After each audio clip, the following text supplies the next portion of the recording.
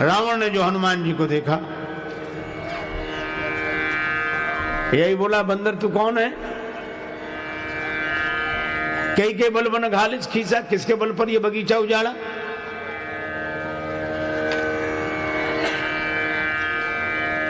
क्या मेरा नाम नहीं सुना? कीधो श्रवण सुनिस नहीं मोही। तू बड़ा निसंग दिखाई देता, देखा हूं अति संग सट तो ही। बोलते ही गया। हनुमान जी चुप, कोई जवाब ही नहीं दिया। किसी ने हनुमान जी से कहा जवाब क्यों नहीं देते? ये बोलते ही जा रहा। हनुमान जी बोले, एक मुख वाला हो तो जवाब दें, 10 मुख वाले का क्या जवाब देना? जो 10 तरह की बातें करे बोलने दें। ये बोलता है, काम हम करते हैं। हनुमान जी चुप भी रहे। मुझे कोई सज्जन ने व्यंग सुना रहे थे। बादशाह अकबर ने बीरबल से कहा कि बीरबल, हम तुम्हारे पिताजी से मिलना चाहते। बीरबल बोले, हुजूर हम ही काफी, उन्हें काहे को परेशान करते हो? कहा नहीं, मैं मिलना चाहता हूं। बीरबल ने कहा ठीक है। पिताजी से कहा कि बादशाह आपसे मिलना चाहते हैं। बीरबल के पिता बड़े घबराए। इतने बड़े बादशाह के सामने मैं कैसे जाऊंगा? मुझे डर लगता है, और कुछ बोलूंगा कुछ निकलेगा, गलती हो गई तो और मुसीबत। मैंने बीरबल बोले, चलो चलो आप बोलना ही मत। का तब तो और नाराज होगा कि हम सब संभाल लेंगे, आप चलो। बीरबल के पिता पहुंचे। बादशाह ने पूछा, कहिए खैरियत है? वो तो घर से ही पढ़ के आए थे। कोई जवाब नहीं। क्या तबीयत खराब है? कोई जवाब नहीं। किसी से झगड़ा हो गया है? क्या बात है? कोई जवाब नहीं। तो बादशाह खींच गया तो व्यंग करते हुए बीरबल से बोला कि बीरबल, किसी मूर्ख से पाला पड़ जाए तो क्या करना चाहिए? किसी मूर्ख से पाला पड़ जाए तो क्या करना चाहिए? बीरबल बोले, हुजूर जो हमारे पिताजी कर रहे हैं।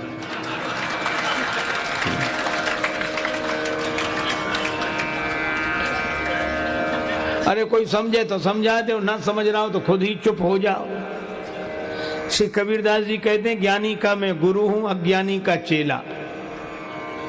कोई ज्ञानी मिले तो मैं उसका गुरु होकर उसे समझा देता हूं, अज्ञानी मिले तो हम ही चेला बन जाते कि तुम ही ठीक कह रहे हो, काहे को झंझट में। हनुमान जी इसलिए नहीं बोले, पर रावण बोलता जा रहा था। रावण ने पूछा, कौन है तू? किसके बल पर बगीचा उजाड़ा? क्या मेरा नाम नहीं सुना? बड़ा निसंग दिखाई देता है। बोलते ही गया। अंत में हनुमान जी ने कहा, जाके बल लवले सते जिते चराचर झारे। रावण, जिसके बल पर तुमने इतनी सफलताएं पाई हैं, मैं उन्हीं सर्वशक्ति संपन्न श्री राम जी का दास हूं, जिनकी भार्या माता मिथिलेश नंदनी का तुमने हरण किया है। और तुम कहते हो कि मैंने बगीचा क्यों उजाड़ा? फल क्यों खाए? खाए फल प्रभु लागी भूखा। भूख लगी थी इसलिए फल खाए। और बगीचा क्यों उजाड़ा? कभी स्वभाव थे तोरिस रूखा। यह तो हमारा स्वभाव है। व्यंग क्या था कि हमने बगीचा उजाड़ दिया तो तुम इतने परेशान हो रहे हो। पर ये संसार, दुनिया जिसे तुमने उजाड़ दिया, यह भी तो भगवान का बगीचा है।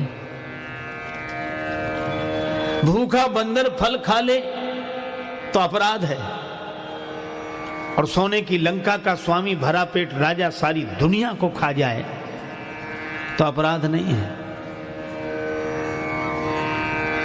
ये देश धेनु तुझ पावई, नगर गांव पुर आग लगावई। तुमने सब जगह आग लगवा दी, नष्ट करा दिया। ये भी तो भगवान का बगीचा था। बंदर का स्वभाव, उसने बगीचा उजाड़ दिया। इसमें व्यंग यह था कि 4 वेद 6 शास्त्र का पंडित, विप्र कुल में जन्म लेने वाला इतना बड़ा विद्वान शंकर भगवान का शिष्य अगर अपना स्वभाव नहीं बदल सकता तो क्या एक बंदर से आशा करेगा कि वो अपना स्वभाव बदल दे? एक संत कहा करते थे, ये सच है कि आदत को बदलना आसान नहीं है। ये सच है कि आदत को बदलना आसान नहीं है, लेकिन यह भी बात याद रखनी चाहिए। यह सच है कि आदत को बदलना आसान नहीं है, मगर जो आदत नहीं बदल सकता वो काबिल इंसान नहीं है। न रहो न निराश करो मन को, कुछ काम करो जग में रहकर कुछ नाम करो। यह जन्म हुआ किस अर्थ अहो, समझो जिससे यह व्यर्थ न हो। कुछ तो उपयुक्त करो तन को, न रहो न निराश करो मन को। इसलिए भाई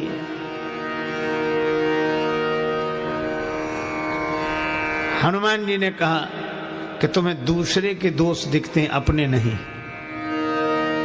अब मैं एक प्रार्थना कर रहा हूं, हाथ जोड़े विनती करो जोरी कर रावण। और क्या कहा? अभिमान छोड़ दो। और अभिमान छोड़ने की बात वही कह सकता है जो पहले खुद अभिमान छोड़े। हनुमान जी कहते हैं तुम्हारे हाथ जोड़ते हैं, विनती करो जोरी कर रावण। सुनो मान तज मोर सिखावन, अभिमान छोड़कर मेरी बात सुन लो। तुम अपने कुल का विचार करो, उत्तम कुल पुलस्त कर नाती। अरे भ्रम छोड़कर भगवान का भजन कर। राम जी के चरणों को हृदय में रख ले।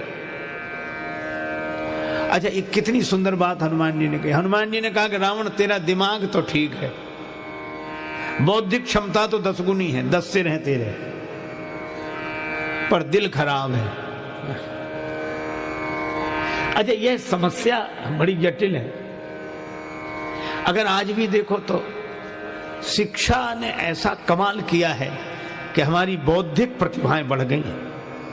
हम बौद्धिक स्तर पर बहुत प्रतिभावान हो गए, इंटेलिजेंट हो गए, लेकिन समस्या यह है कि संतुलन बिगड़ गया है। बौद्धिक क्षमता तो 10 गुनी है रावण के पास, पर दिल खराब है। आज हमारा भी दिमाग तो ठीक है, दिल खराब है। समझते तो हम सही हैं। अच्छा, जब कोई बात सही समझ में आती तो सिर हिलता है कि नहीं? जब कोई कहते बात ठीक है तो ऐसे कहते हाँ ठीक है, मतलब सिर स्वीकार कर रहा है कि बात ठीक है। पर बाहर से सिर स्वीकार करता, भीतर बैठा मन वो कहता तुम कितनी सिर हिलाओ, मानना तो हमें है। समस्या असल में समझ की नहीं है। अच्छा, आज कौन ऐसा है जो समझता ना हो? अच्छा चलो, हमेशा से लोग समझते रहे हैं। अच्छा चलो, आपको एक उदाहरण दूं। हित अनित पशु पक्षी जाना, पशु पक्षी भी समझते हैं। आप किसी कुत्ते को रोटी डालो, चाहे पालतू हो चाहे फालतू, हाँ? प्रयोग करके देखना। गांव में प्रायः यह दृश्य दिखाई देता है। जैसे ही आप कुत्ते को रोटी डालते हो तो कुत्ता ऐसे ही रोटी नहीं खाता, पहले रोटी की तरफ देखेगा, फिर रोटी देने वाले की तरफ देखेगा, फिर 2 पांव से खड़ा हो जाएगा, फिर बैठेगा, फिर पूंछ हिलाएगा। वो अपनी तरह से धन्यवाद देता है, पूंछ हिलाकर रोटी देने वाले को कृतज्ञता के भाव से देखता है। फिर एक पांव पर रोटी रखेगा, दूसरे से दबाएगा, फिर तोड़कर खाएगा, और रोटी जहां डालोगे वहीं खाएगा। अच्छा, वही कुत्ता वही रोटी अगर चुराए तो वहीं खाएगा जहां चुराई है उसने। कभी भी देख लेना, आप रोटी डालोगे तो वहीं खाएगा जहां आपने रोटी डाली है, और रोटी अगर चुराएगा तो दुम हिलाएगा नहीं, दुम दबाएगा, और 3 मकान बाद किसी गली में छिपकर खाएगा। क्योंकि कुत्ता भी जानता है कि ये ईमानदारी की रोटी है और ये बेईमानी की रोटी है। कुत्ता भी जानता है कि ये सही है ये गलत है। कुत्ता भी सही गलत जानता है। क्या हम सही गलत नहीं जानते? और अगर नहीं जानते तो समझाते क्यों हैं एक दूसरे को? समझते तो हम सही हैं, और सबसे बड़ी विडंबना यह है कि समझ हमारी जितनी सही होती चली जा रही है, जिंदगी उतनी ही गलत होती चली जा रही है। इसीलिए हमारे यहां 2 शब्द हैं। देखो, एक बात याद आ गई। भगवान श्री कृष्ण ने दुर्योधन से कहा कि पांडव संतोषी हैं, 5 गांव दे दो। दुर्योधन ने कहा सूची अग्रम नैव दास्यामि बिना युद्धेन केशव, सुई की नोक के बराबर जमीन भी बिना युद्ध के नहीं दूंगा। भगवान श्री कृष्ण ने कहा यह धर्म है। दुर्योधन बोला मैं कब कहता हूं कि यह धर्म है, मैं तो कह रहा हूं अधर्म है। तो जानकर अधर्म क्यों कर रहे हो? का विडंबना यही है, जानामि धर्मम नचमे प्रवृत्ति और जानामि अधर्मम नचमे निवृत्ति। केनापि देवेन हृदय स्थितेन यथा नियुक्तोस्मि तथा करोमि। मैं जानता हूं कि धर्म क्या है पर उसमें मेरी प्रवृत्ति नहीं है, और मैं जानता हूं कि अधर्म क्या है उससे मेरी निवृत्ति नहीं है। कोई ऐसी जबरदस्त ताकत मन में बैठी हुई है, जैसा नियोजित करती है मैं वैसा करने के लिए विवश हो जाता हूं। अच्छा, दुर्योधन ने जो बात कही है वो हम सबके लिए प्रेरणादायी है। कौन नहीं जानता कि ये काम गलत है, फिर करता क्यों है? विवश है, किससे विवश है? दुर्योधन को भगवान श्री कृष्ण ने उत्तर नहीं दिया, अर्जुन को उत्तर दिया गीता में, और यही कहा कि प्रत्येक प्राणी अपनी प्रकृति से परवश होकर कर्म करता, विवश है। प्रकृति माने स्वभाव, हम अपने स्वभाव से मजबूर हैं। समझ तो ठीक है, समझाने वाले भी ठीक हैं, समझने वाले भी ठीक हैं, समस्या स्वभाव की है। तो ये स्वभाव बदले कैसे? अपने यहां दो शब्द हैं, एक है शिक्षा और एक है दीक्षा। एक है शिक्षा और एक है दीक्षा। शिक्षा चेतन मन पर काम करती है और दीक्षा अवचेतन मन पर काम करती है। शिक्षा बुद्धि को सुधारती है, लेकिन जो दीक्षा है वह मन को बदलती है, स्वभाव को बदलती है। हम लोग शिक्षा सीख गए, दीक्षा का हमें पता नहीं। अच्छा, ऐसे भी कई संत हुए जिन्हें जो शिक्षित नहीं थे पर उनके जीवन में दीक्षा थी, इसलिए वे बोलकर तो नहीं बता पाते थे लेकिन जिंदगी सही जीते थे। और ऐसे भी हम लोग हैं जो बोलकर तो सही बताते हैं पर दीक्षा के अभाव में जिंदगी सही जी नहीं पाते हैं। स्वभाव जब बदलेगा कबीरा यह मन मलिन है, धोए न छूटे रंग, कै छूटे हरि नाम सो कै संतन के संग। स्वभाव जब बदलेगा तब केवल एक उपाय है। अच्छा, एक बात आप सोचो, एक सज्जन हमसे कह रहे थे कि रावण के सचमुच 10 सिर थे क्या? रावण के 10 सिर थे? हमने कहा हमको तो आज तक मिला नहीं है और भगवान न करे कि कभी मिले, लेकिन ग्रंथों में यही लिखा है कि उसके 10 सिर थे। अगर उसके 10 सिर हो तो तुम्हें क्या परेशानी? का परेशानी यह है कि जब उसके 10 सिर थे तो एक सिर बीच में रहता होगा, 5 सिर एक तरफ, 4 सिर एक तरफ, तो जिधर 5 सिर होंगे उधर वजन ज्यादा होगा, जिधर 4 सिर होंगे उधर वजन कम होगा। तो उसकी गर्दन का बैलेंस कैसे ठीक बैठता होगा? तो टेढ़ी रहती होगी, वो तो टेढ़ी रहती होगी।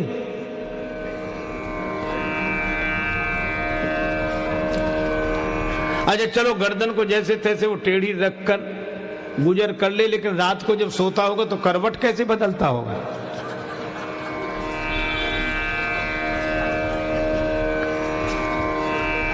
देखो भैया, एक महात्मा ने उत्तर दिया कि वो सीता माता का हरण करने गया तो एक सिर बना लिया था, ऐसे ही 10 सिर परेशान करते हो तो एक सिर बना लेता होगा। पर तुलसीदास जी क्या कहना चाहते हैं कि रावण को ज्ञान तो है लेकिन उसका ज्ञान गया कहां? इधर 5 सिर, इधर 4 सिर और गर्दन टेढ़ी। इसका मतलब रावण का ज्ञान अपने जीवन में नहीं उतरा। रावण का ज्ञान इधर उधर वालों के लिए, इधर वालों के लिए, उधर वालों के लिए, अपने लिए नहीं। और जो इधर उधर वालों को ज्ञान देते रहते उनकी गर्दन अभिमान के कारण टेढ़ी ही रहती है और वे करवट क्या बदलेंगे? न सुख से सोते हैं न दूसरे को सोने देते हैं। अच्छा देखो भाई, गर्दन टेढ़ी रहेगी तो ज्ञान जीवन में कैसे उतरेगा? जैसे आप गर्दन बिल्कुल सीधी रखेंगे तो यहां से जो जल छोड़ेंगे वो इधर जाएगा, और गर्दन टेढ़ी रखेंगे तो इधर कैसे जाएगा? इधर गिरेगा, उधर करोगे तो उधर गिरेगा। तो ये टेढ़ी गर्दन वालों का ज्ञान अपने लिए होता ही नहीं है, इधर उधर वालों के लिए होता है। और हनुमान जी का ज्ञान, सिर में ज्ञान है और हृदय में भगवान है। जास हृदय आगार बसई राम सरचाप धर। जहाँ सिर और उर एक हो जाएं, जहाँ शिक्षा और दीक्षा एक हो जाएं, जहाँ समझ और स्वभाव एक हो जाएं, तो जिंदगी धन्य हो जाती है। वही जीवन का सुंदर कांड है। तो ये स्वभाव कैसे सुधरे? पढ़ने लिखने के बाद भी नहीं सुधर रहा है। हनुमान जी बोले राम चरण पंकज उर्धरहु, लंका अचल राज तुम करहु।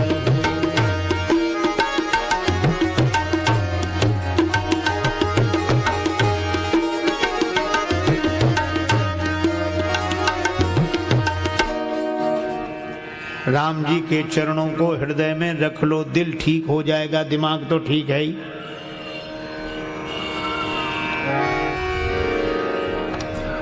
रावण बोला कि आज तक ये हमें किसी ने नहीं समझाया, तुम ही एक मिले हो। सब हमारी प्रशंसा करते रहे, अगर ये कमी थी तो दूसरों ने क्यों नहीं बताई किसी ने? हनुमान जी बोले रावण दो तरह के फोटोग्राफर होते हैं, एक कैमरे वाले, है ना, हम लोग देख ही रहे फोटो, एक फोटो कैमरा खींचता है। अच्छा, कैमरे को आपके भीतर से कोई मतलब नहीं कि आप दुखी हैं कि हैरान हैं कि परेशान हैं, आपका मन खुश है कि, कैमरे को इससे कोई मतलब नहीं। तो बाहर आप जैसे हैं वैसे ही दिखा देगा, बिल्कुल आप देखो। इसलिए कैमरा जिसकी तरफ मुड़ता है वही आदमी थोड़ा संभलने लगता है, ऐसे ऐसे होने लगा। और इस तरह होता है कि बगल वाले को पता भी ना लगे, वो सोचता है कि फोटो ना बिगड़ जाए, भले ही वो देखने को ना मिले पर बिगड़े तो नहीं। अच्छा, आसान भी है, बाहर से ही तो थोड़ा ठीक करना अपने को, भीतर जो बना रहे कोई दिक्कत नहीं। कैमरे को आपके भीतर की दुनिया से कोई लेना देना नहीं। इसीलिए आप देखो, जब विवाह शादी होती है, माता पिता अपनी बेटी को विदा कर रहे होते हैं, उनके हृदय का टुकड़ा विदा हो रहा है, बेचारों के आंखों में आंसू होते हैं, रोते हैं। उसी समय हमारे ये फोटो खींचने वाले भाई लोग कैमरा लगाते हैं और फिर कहते जरा इधर, और इतना ही नहीं कहते थोड़ा प्लीज थोड़ा मुस्कुराइए। वो बेचारे कहते कि तुम मुस्कुराने की कह रहे हो, बेटी विदा हो रही है, हमारा हृदय दुख से भरा है और तुम मुस्कुराने के लिए कहते हो। तो ये क्या कहते, हृदय को भरा नहीं तो दुख से, इसमें नहीं आएगा वो फोटो, आप तो ऊपर से मुस्कुराओ। तो कैमरे को आपके भीतर की स्थिति से कोई लेना देना नहीं, लेकिन एक दूसरे तरह का भी फोटो होता है। क्या गड़बड़ी हो, डॉक्टर को दिखाने गए कि हाँ छाती में दर्द है, ऐसे डॉक्टर बोला थोड़ा गड़बड़ी लगती है, एक काम करो एक्सरे कराओ। तो एक्सरे भी फोटो खींचता है, लेकिन एक्सरे को आपकी बाहरी दुनिया से कोई मतलब नहीं कि आप कैसा कपड़ा पहने हो, कैसे हो, गोरे हो, काले हो, लंबे हो, इससे कोई, वो तो भीतर जहां खराबी उसका फोटो दिखाता है। तो हनुमान जी ने कहा रावण, अभी तक तुम्हें जितने तुम्हारी प्रशंसा करने वाले मिले वो कैमरे के फोटोग्राफर हैं, वे तुम्हारी बाहरी शान शौकत देखकर प्रशंसा करते रहे, और लेकिन मैं वैद्य हूं, सदगुरु वैद्य, और जय जय जय हनुमान गोसाई, कृपा करो गुरुदेव की नाई। और शंकर जी के अवतार तो हैं ही, और शंकर जी रावण के गुरु और गुरु वैद्य। हनुमान जी ने कहा मैं डॉक्टर की हैसियत से कह रहा हूं कि कैमरे के फोटो तुम अपने भवन में सजा के रखो, प्रशंसा करने वालों ने जो जो तुम्हें चित्र दिखाए हों, लेकिन तुम्हारे भीतर गड़बड़ी है। तो मैं वैद्य की हैसियत से कहता हूं कि अंदर की रिपोर्ट बता रही है कि भीतर गड़बड़ी है। औषधि खाओ, कौन सी? राम चरण पंकज उर्धरहु, राम जी के चरणों को हृदय में रखो तो दिल भी ठीक हो जाएगा, दिमाग तो ठीक है ही। अच्छा, दिल दिमाग दोनों ठीक हो जाएं तो जिंदगी में तुम राजा हो गए, लंका अचल राज तुम करहो। कितनी बढ़िया बात कही। यद्यपि कही कपि अति हित बानी, बिहसा जगत विदित अभिमानी। हनुमान जी ने इतनी बढ़िया बात कही, हंसा। अब बंदर हमें समझाएंगे, हमको समझा रहे, हमको। कई लोग पता नहीं अपने हमको क्या समझते हैं। जैसे कहें हमसे क्यों, हम कितने मर गए हम करके। रावण बोला हमको,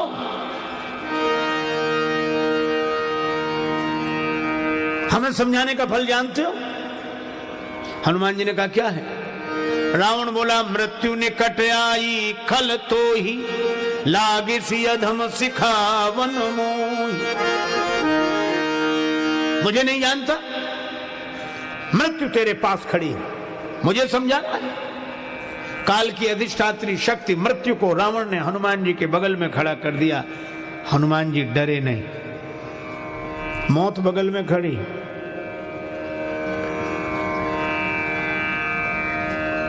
रावण बोला मौत तुम्हारे बगल में खड़ी है, डर नहीं रहे? हनुमान जी ने कहा कि हाँ रावण, मौत मेरे बगल में खड़ी जरूर है, लेकिन मैं इसलिए नहीं डर रहा हूं। क्यों? का मौत हमारे बगल में खड़ी जरूर है, लेकिन देख तुम्हें रही है। रावण बोला हमें देख रही है तो तुम्हारे बगल में क्यों खड़ी है? हनुमान जी बोले हमसे तो पूछने आई है कि रावण का अभी मामला साफ करना है कि बाद में। हम तो उसे रोके हुए हैं। अब तो रावण को कितना बुरा लगा, अनुमान लगा, ये ऐसे क्रोध में बोला बंदर को मार डालो। सुनत निशाचर मारन धाये, सुनत निशाचर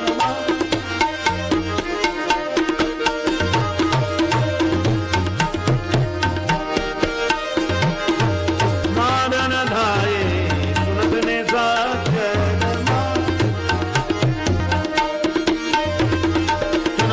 जनमानन, सुनत निशाचर मानन, सुनत निशाचर धाये, सचिवन सहित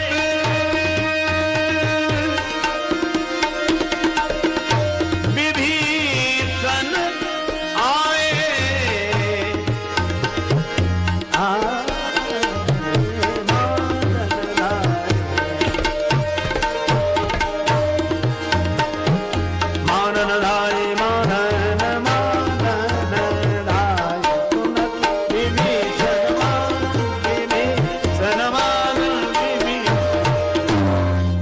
निशाचर मारन धाये। रावण ने कहा बंदर को मार डालो, राक्षस मारने के लिए दौड़े। हनुमान जी डरे नहीं। जिसके रक्षक हैं श्री राम, उसे कोई मार नहीं सकता। प्रभु जगन्नाथ का भक्त जगत से हार नहीं सकता। प्रभु जगन्नाथ का भक्त जगत से हार नहीं सकता।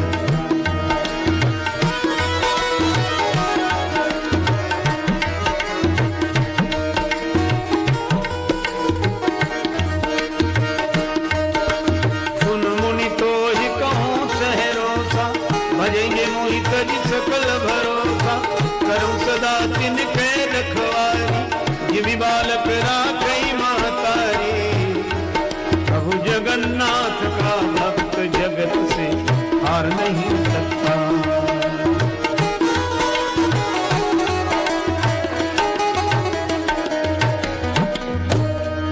राक्षस मारने के लिए दौड़े। हनुमान जी ने मन ही मन सोचा कि हमारे साथ हैं भगवान, तू अकेला नहीं प्यारे, राम तेरे साथ में। रावण अगर राक्षसों को मारने के लिए भेज रहा है तो कोई बचाने वाला आएगा, और बचाने वाले आ गए। कौन? श्री विभीषण जी। विभीषण जी ने कहा और कोई सजा दे दो, ये नीति के विरुद्ध है, दूत का वध नहीं करना चाहिए। रावण बोला अंग भंग करी पठाइए बंदर, बंदर के अंग भंग कर दिए जाएं। हनुमान जी ने सोचा कि अंग भंग करने का आदेश रावण ने दिया है, लेकिन अंगों का नाम तो लिया नहीं, पता नहीं कौन से अंग भंग किए जाते हैं। और कहीं अंग भंग करते समय रावण को अपनी बहन शूर्पणखा की याद आ गई कि उसके नाक कान कटे थे, तो बंदर के भी नाक कान काटो। तो क्या हम नाक कटा कर जाएं? भगवान ने हमें यहाँ भेजा है तो क्या राक्षसों के द्वारा नाक कटा कर जाएं? कितना सुंदर संकेत है सुंदर कांड का। हनुमान जी कहते हैं भगवान ने हमें भेजा है तो क्या राक्षसों के द्वारा नाक कटा कर जाएं? आप भी यही सोचेंगे, हम लोगों को भी दुनिया में भगवान ने भेजा है तो क्या इन विकारों के द्वारा अपनी नाक कटा कर जाएं? तो क्या भगवान को मुंह दिखाने लायक रहेंगे? तो हनुमान जी तो बड़े कौतुकी हैं। रावण बोला बंदर के अंग भंग कर दिए जाएं, तो हनुमान जी ने उसी समय अपनी पूंछ पकड़ी, दोनों हाथ से पूंछ पकड़कर सिर से लगाते हैं, आंखों से देखते हैं, फिर मुंह से चूमते हैं, फिर 2 4 10 बार पूंछ को ऐसे किया। रावण बोला समझ गया समझ गया, कपि के ममता पूंछ पर, बंदर की ममता पूंछ पर है, सबई कहो समझाए। हनुमान जी ने सोचा ऐसा ना हो रावण ये कह दे कि तलवार मंगाए के पूंछ दे कटवाए, कह सकता है तलवार मंगाओ पूंछ काट दी जाए। हनुमान जी ने सरस्वती माता से कहा इसकी बुद्धि बदल दो। माई भगवती शारदा